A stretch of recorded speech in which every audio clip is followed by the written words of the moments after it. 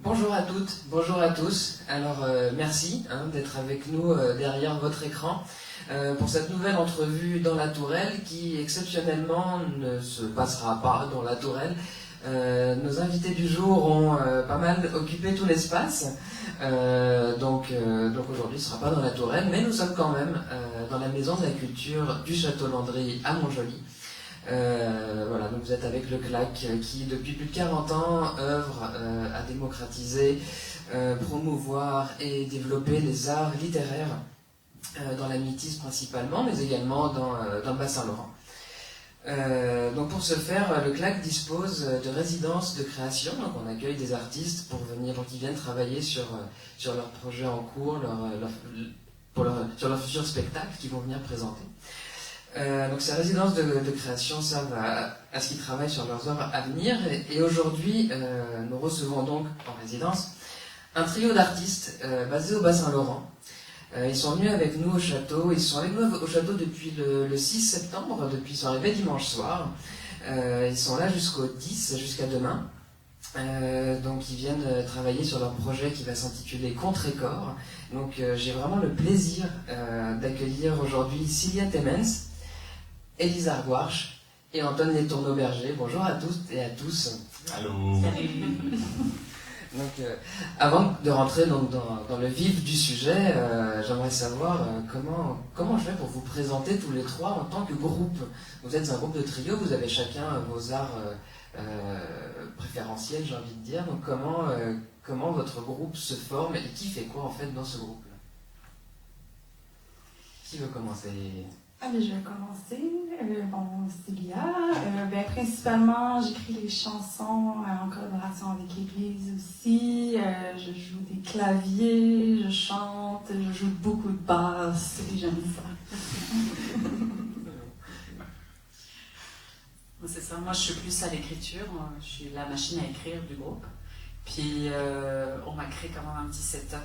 À un moment donné, je vais peut-être jouer du clavier, quand ça s'en va vers là. Puis c'est ça. Ouais. Oui, c'est ça. Donc, moi, c'est Antoine, c'est la dernière personne qui reste. Moi, je suis l'homme machine qui joue beaucoup de clavier aussi, qui est plus investi dans la composition, là, c'est certain, beaucoup moins dans les textes, mais à un moment donné, tout s'imbrique. C'est sûr qu'on a besoin d'échanger là-dessus, puis de quand même penser le spectacle à trois, mais c'est vraiment plus la composition puis de faire fonctionner toutes ces machines ensemble, parce que c'est comme un complexe setup, mais pour arriver à faire de la musique organique, des fois, c'est ça que ça prend. Okay. Une musique organique donc intitulée Contre-Corps. Justement, j'aimerais que vous me parliez de ça. C'est quoi ce projet? Comment il est né, ce projet Contre-Corps? En fait, c'est Cilia qui nous a approchés, à Élise et moi, à l'automne 2019. Ça fait bientôt 1 an finalement. Donc on a fait un petit dépôt de bourse qu'on a finalement reçu avec grand plaisir. C'est pour ça qu'on est ici aujourd'hui. Puis, dans le fond, nous approchant en nous parlant d'un projet sur l'hiver, en fait, qui allait vraiment porter sur le froid, sur notre manière de vivre l'hiver. Puis aussi, vraiment autour du corps, autant en tant que territoire, en tant que le corps intime aussi physique. Fait que tous ces corps-là, finalement, à explorer. Il y avait aussi une dimension quand même musicale à travers de ça. Donc la musique, c'est vraiment se voulait trip-hop, qui est comme une espèce de courant fin des années 90, début 2000, qui est une musique électronique, mais quand même assez épurée, puis très chargée en émotions, je dirais. Je ne sais pas si les filles voulaient rajouter. Oui, au niveau du trip-hop, c'est une ambiance qui est très viscérale, là, qui prend au corps, là, en fait. Là, donc ça fait vraiment le lien avec notre thématique. Et c'est surtout une ambiance qui permet de joindre à la fois des chansons, mais aussi des ambiances pour des textes qui sont récités. Donc, Contre-Corps, ça se veut vraiment un hybride entre le spectacle de création parlée et le concert musical aussi. C'est un peu difficile à nous définir là-dessus. On a résumé en un concert qui parle, mais c'est ça, c'est un vrai travail d'ajustement de l'un et l'autre ensemble. Puis on voulait au début, quand on discutait aussi avec Cilia, une ambiance très épurée et lente, quelque chose qui dans le territoire nous ramène à un rythme de vie ou à autre chose que la vitesse dans laquelle on est. Puis c'est ça, il y a un projet de créer une forme d'expérience corporelle aussi pour le public pendant le spectacle. Mais j'aimerais ça, justement, vous entendre parler de la contrée. C'est quoi pour vous la contrée, le territoire, et en quoi est-ce que le Bas-Saint-Laurent, finalement, est imprégné de vos textes? Comment le Bas-Saint-Laurent peut s'imprégner de vos textes et dans votre musique? Mais le thème du territoire est bien exploité au sein des textes qui sont présentés, mais il est aussi à la fois une partie, presque un quatrième joueur, en fait, là, dans notre trio. Un trio à quatre, le quatrième mousquetaire. Dans le sens où ce spectacle-là a été créé au début au Jardin de Métis en résidence au mois de mars dernier, juste avant le confinement. On était super chanceux de pouvoir faire ça. Puis chaque jour, en fait, on prenait des longues marches en raquette dans les jardins. On était tout seul dans les jardins de Métis. Donc, on revenait après ça dans le studio pour composer, et c'est sûr que tous les sons, toutes les ambiances nous ont imprégnés, en fait, sont rentrés dans nos corps et se sont transposés ensuite là, dans les créations là, qui en sont sorties. Même dans l'inspiration des textes, vraiment, vraiment beaucoup. Là, c'est ça, moi, c'était clair qu'en marchant, on créait... en tout cas, l'écriture était directement liée au territoire, donc de la Métis autant que du Bas-Saint-Laurent. Ouais. On a aussi on a fait de l'échantillonnage quand on était dans notre première résidence au Jardin de Métis. Donc on a capturé des petits bruits de forêt qui ventent, puis aussi de mer qui craque, qui sont vraiment très beaux, là, avec la glace qui craque, puis on compte bien l'utiliser, c'est sûr. Tu me parlais, Élise, que dans ce projet-là, dans ce spectacle-là, il y aurait le public serait invité à vivre une expérience corporelle directement dans le spectacle. Est-ce que tu peux m'en dire plus par rapport à ça? Vivre une expérience corporelle de base, la musique, en fait, c'est ça qu'elle disait, en tout cas, que le hip-hop était organique, là. Donc l'idée, c'est qu'on aille chercher, mais c'est ça, on a fait plusieurs expériences, à la fois en attrapant des sons depuis le corps de Cilia avec la percussion corporelle, mais il y a aussi tout un travail avec Antoine, en tout cas c'est Antoine qui en parlerait le mieux, je pense, de spatialisation du son. Puis... Oui, tout à fait. Je peux prendre le relais. Là. D'abord, les percussions corporelles, c'est sûr qu'on s'est comme créé une banque de sons de bouche, de sons du corps, avec Cilia qui s'est tapé à peu près tous les endroits du corps. Puis on essaie d'utiliser ça pour les incorporer dans... c'est plus difficile de rendre ça sur un spectacle, sur une scène, là, pour que ça sonne bien. Fait que là, on est plus en train de repenser le concept de percussion corporelle, puis de transformer dans l'ordinateur, d'utiliser les sons, mais de les modifier pour créer des textures plus électroniques, mais que le matériel de base, ce soit finalement le corps humain. Fait que ça, on est quand même allé là-dedans. Puis... Oui. Rajouter là-dessus, en fait, parce que les percussions corporelles, au niveau de sur scène, c'est quand même difficile à interpréter, surtout dans un contexte où on a beaucoup d'autres instruments qui font beaucoup de bruit et beaucoup de beaux sons. Fait que de performer les percussions corporelles, en fait, ça devenait assez difficile. C'est pour ça qu'on a voulu essayer de pousser, un peu, c'est un peu l'aspect recherche et création, là, si je peux dire, de notre démarche, c'est de pousser en fait les percussions corporelles à un autre niveau, où avec cette banque de sons-là, on peut les utiliser, comme disait Antoine, sur des pads pour faire comme un drum électronique, mais aussi où on peut ramener ces sons-là.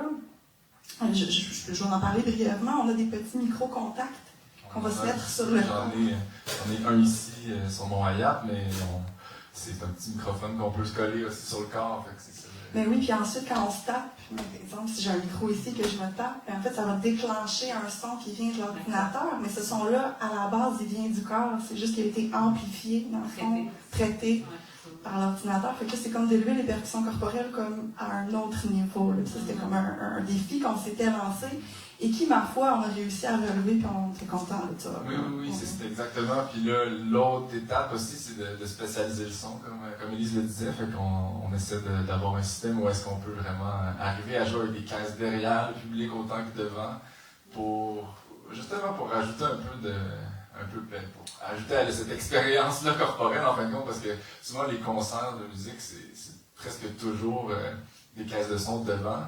Puis, fait que ça fait un peu le truc, ça reste quand même très immersif, mais ça fait un truc en 2 dimensions finalement. Mais là, de rajouter des caisses de son, de pouvoir spatialiser, puis à différents moments dans le spectacle, ben, ça permet vraiment d'aller jouer avec cet aspect-là, dimensionnel. Immersif, là, des fois on a l'impression d'être directement sous la glace.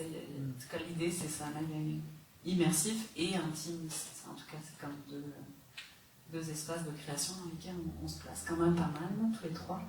Puis la sobriété. Puis vous m'aviez parlé également en parlant d'immersion pour le public.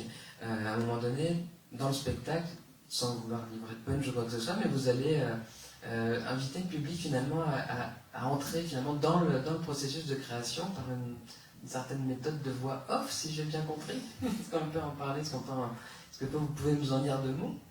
Oui, certain.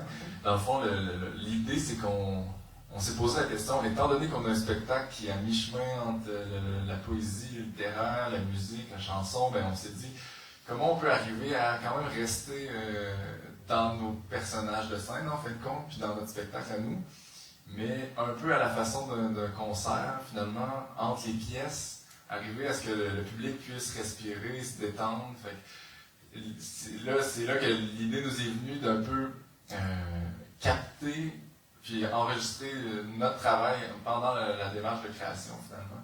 Puis après ça, on va probablement juste organiser tout ça pour pouvoir diffuser justement des voix, nos voix, peut-être des voix d'autres gens, finalement, pendant entre les morceaux dans le spectacle, pour pouvoir justement permettre aux gens d'un peu respirer puis se détendre, parce qu'on veut que ça soit aussi comme un spectacle où finalement les gens sont pas un peu assis sur le bout de leur chaise, il semble qu'ils peuvent pas bouger. Là, vraiment, il y a quelque chose de convivial qu'on va aller chercher, puis on se dit, bon, en faisant ça, ça va nous permettre d'y arriver. Puis en même temps, nous, ça nous permet de faire tous les changements entre les pièces, puis de se préparer finalement à ce qui s'en vient. Fait que ça crée vraiment une espèce de ligne continue tout le long du spectacle. C'est même intégré à la mise en scène du spectacle, où le spectateur, en fait, va pouvoir assister par ces voix off-là à des bribes du processus de création, finalement, là, où il va y avoir des petites blagues qui sont arrivées, on branche de midi à midi et quart. Il y a plein de blagues comme ça qu'on a gardées. Elise a fait 2 textes absolument fantastiques juste avec ces petites bribes-là.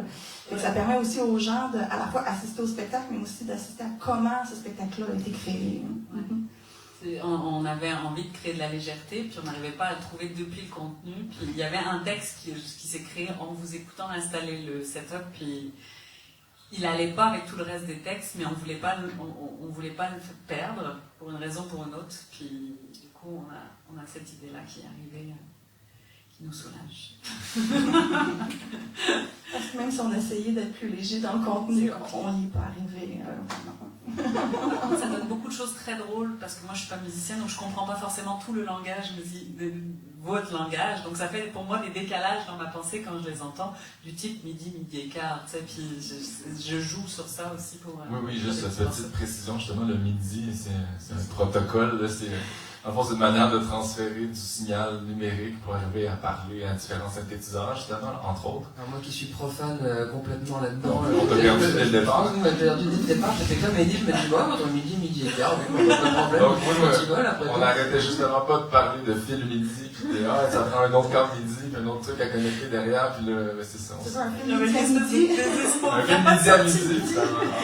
Midi et quart est apparu. Et pourtant 9h30, tout va bien. Merci beaucoup, merci à vous trois. Alors je rappelle que demain vous êtes ici en sortie de résidence, ici même.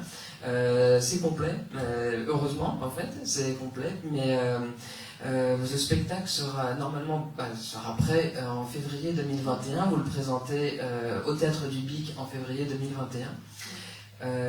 D'ici là, y aura-t-il d'autres résidences après celle du Château Landry?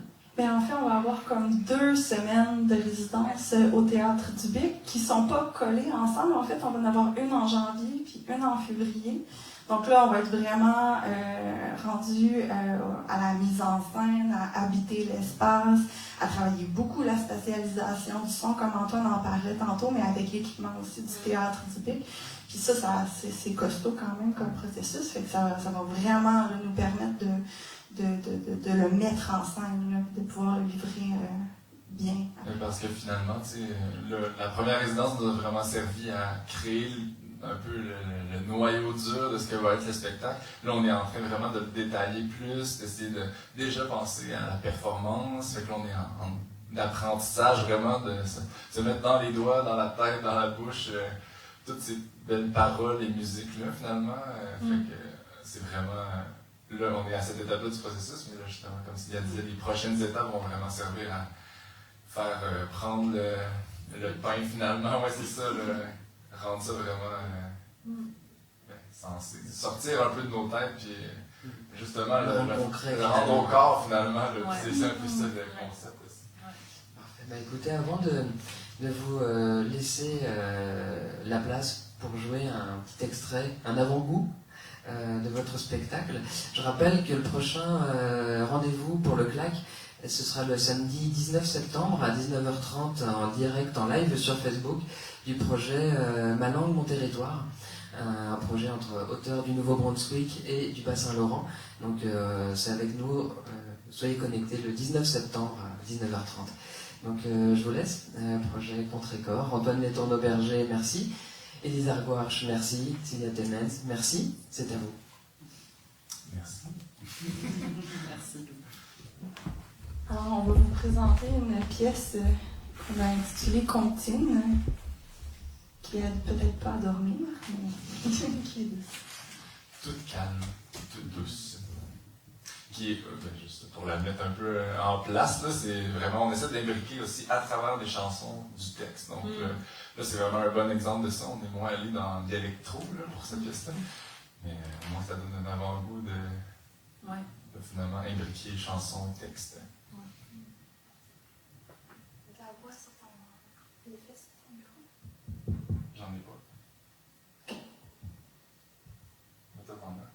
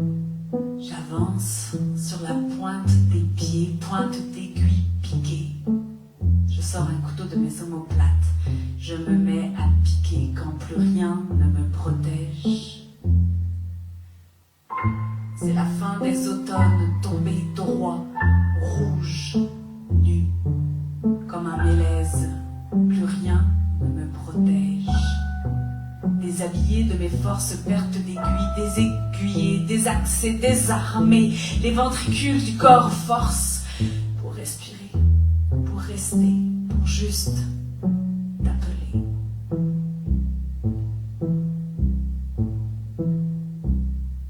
Sans arracher le silence avec mes mâchoires. Vivre des temps lourds, brume de l'âme, tremble le visage.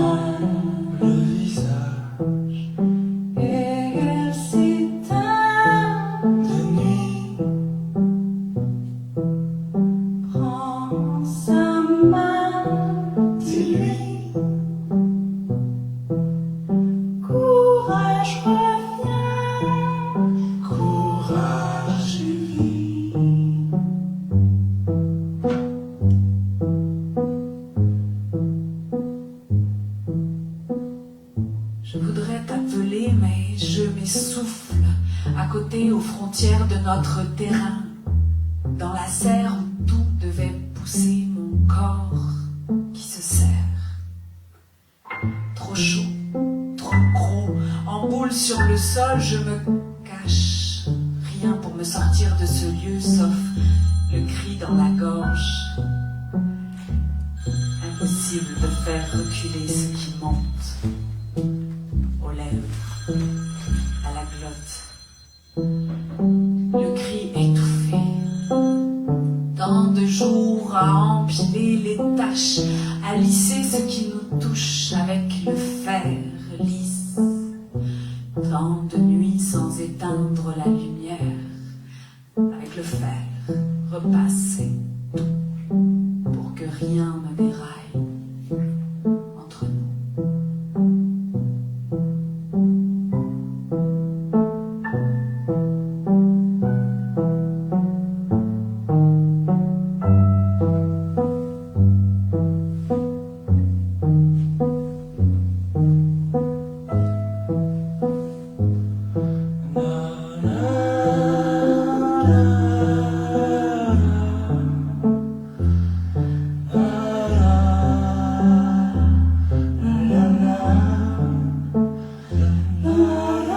la